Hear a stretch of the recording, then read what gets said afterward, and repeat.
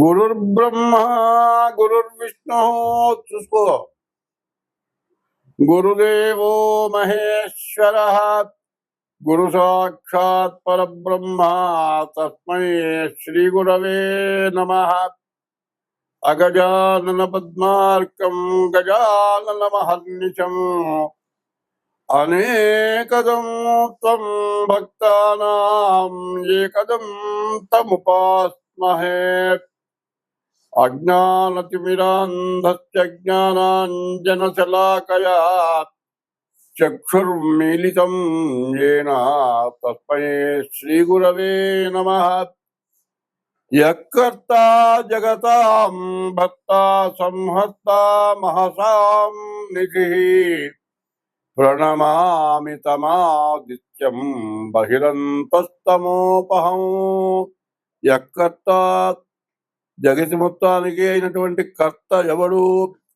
జగతాం భర్త జగత్తును పోషించేవాడు ఎవడు? యఃకర్త జగతాం భర్త సంహర్త 84 లక్షల జీవరాశుల్ని పోషించేటువంటి పోషకుడు ఎవరు?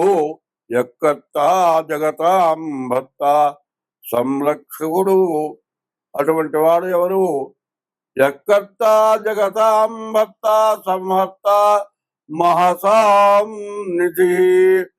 ప్రపంచం మొత్తానికి తినటానికి తిండి, తాగటానికి నీళ్లు, బతకటానికి జీవనము, మరి ప్రాణవాయువు ఇచ్చేటువంటి వాడు ఎవరైతే ఉన్నాడో సంహర్త మహసాం నిధి. మనం ఇంట్లో తినటానికి కావాల్సిన సామాగ్రి అంతా ఎట్లా తెచ్చిపెట్టుకుంటామో అదే విధంగా ఆ సంరక్షకుడైన వాడు మనకు అన్ని తెచ్చిస్తున్నాడు. ఆయన ఎక్కడ దాచిపెట్టాడు, ఎట్లా వస్తున్నాయి, మనకు రానిదంటూ ఏమీ లేదు. అది ఎవరి వల్ల వస్తున్నాయి? సూర్య భగవానుడు. ఆ సూర్య భగవానుడు మరి ఆయనకు ప్రసరణ వల్ల భూమి నుండి సమస్తమైన వస్తున్నాయి. ఇవన్నీ ఇచ్చేటువంటి వాడు ఎక్కడైనా ఎప్పుడైనా నా వల్లనే జరుగుతోందని ఎప్పుడైనా ఆయన అంటున్నాడా? భూదేవత ఎటువంటిది? భూదేవత మన అందరినీ కూడా సంరక్షించేది. మనకు కావాల్సిన నిప్పు, నీరు, ఆహారము, ఆయిలు, మరి తిండికి సంబంధించినవి అన్ని రకాలు కూడా భూదేవత నుండి వస్తుంది. అటువంటి భూదేవత గాని ఈ భూమి అనేటువంటిది ప్రపంచం మొత్తం ఉంది. అట్లాగే సూర్య భగవానుడు అనేవాడు. మరి దేశాలకు సూర్యుడు, అందరికీ ఒక్కడే సూర్యుడు, అన్ని మతాలకు ఒక్కడే సూర్యుడు.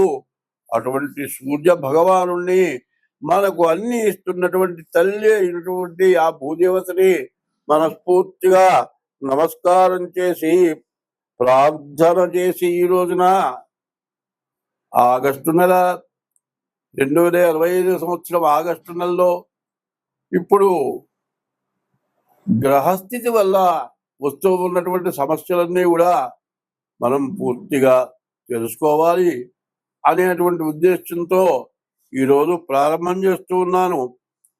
మరి ఇప్పుడు ప్రత్యేకించి 2025 సంవత్సరం ఆగస్టు నెల మేషరాశికి కుజుడు వల్ల, రాహుకేతువుల వల్ల వచ్చే సమస్య ఏమిటో తెలుసుకుందాం.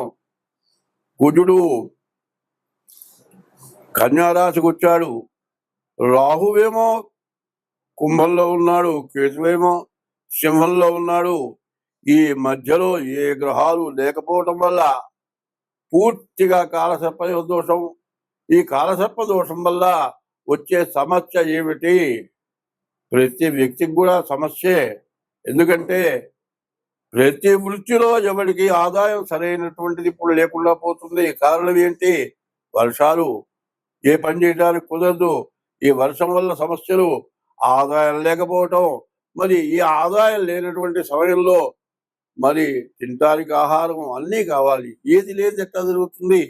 పైన ఈ అధిక వర్షాల వల్ల వస్తున్న బాధలు ఏమిటా అంటే ఈ నీటి ప్రవాహం వల్ల, రకరకాలైన సూక్ష్మజీవుల వల్ల, నీటి కాలుష్యం వల్ల విరోచనాలు, వాంతులు, జ్వరాలు, రకరకాలైన వ్యాధులు వస్తూ ఉంటాయి. ఏ పని చేయడానికి కూడా కష్టంగా ఉంటుంది. మరి ఏ పని చేద్దామన్నా ఆరోగ్యం బాగుంటే ఏ పనైనా చేయగలుగుతాం. ఆరోగ్యమే మహాభాగ్యం అన్నారు. అటువంటి ఆరోగ్యానికి విఘాతం కలిగే రోజులు ఇవి. శ్రావణ భాద్రపదాలు ఎప్పుడూ కూడా ప్రతి వాళ్ళకి కూడా రకరకాలైన అనారోగ్యాలు వస్తుంటాయి. మీరు కావాలంటే చూడండి, ఏ హాస్పిటల్కి వెళ్ళినా డాక్టర్ కోసం మనం కూర్చుంటే, ఒక పూట కూర్చుంటే గాని జనమందరూ ముందు వాళ్ళంతా వెళితే గాని మనకు ట్రీట్మెంట్ చేసేటువంటి పరిస్థితి రాదు. ఎందువలన?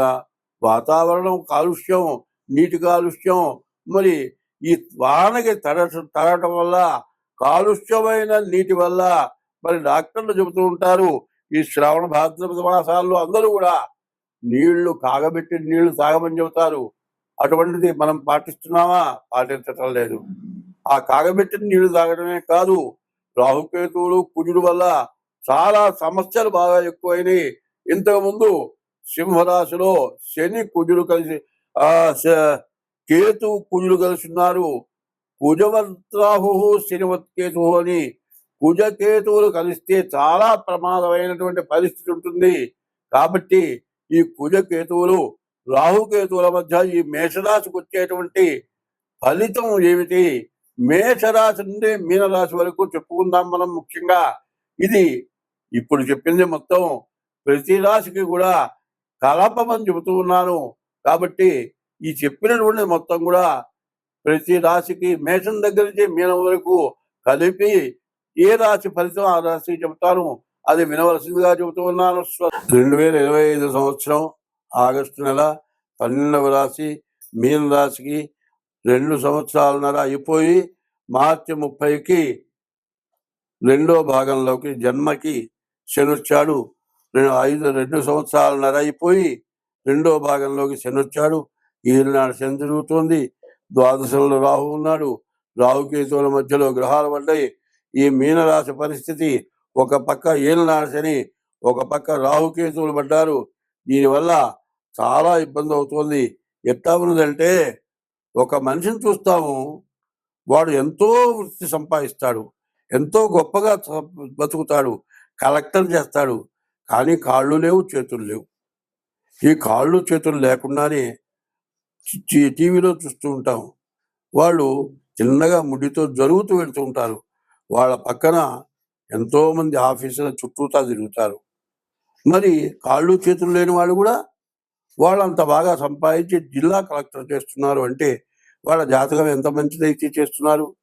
అట్లాగే ఇప్పుడు ఈ మీన రాశి పరిస్థితి, కాళ్ళు చేతులు లేక వాళ్ళు ఎంత కష్టపడుతున్నామో బాగున్నారో, ఇప్పుడు కాళ్ళు చేతులు లేని వాళ్ళు బాధలు పడే వాళ్ళలాగా కష్టపడాల్సిన పరిస్థితి ఉంది. కాళ్ళు చేతులు ఉండి కూడా లేనంత బాధ, ఏమీ చేయలేని బాధ, ఉన్న డబ్బులు ఇంట్లో తినటానికి వీలు కాని బాధ, మరి ఊళ్ళో వాళ్ళకి కట్టాలి, అన్నం మానుకోవాలి. ఇట్లాంటి పరిస్థితులు ఎక్కువ అవుతాయి. దీనివల్ల ఈ మీన రాశి వాళ్ళకు కూడా సమస్యలు ఎక్కువగా ఉన్నాయి. కాబట్టి జాగ్రత్త పడటం చాలా అవసరం. స్వస్తి.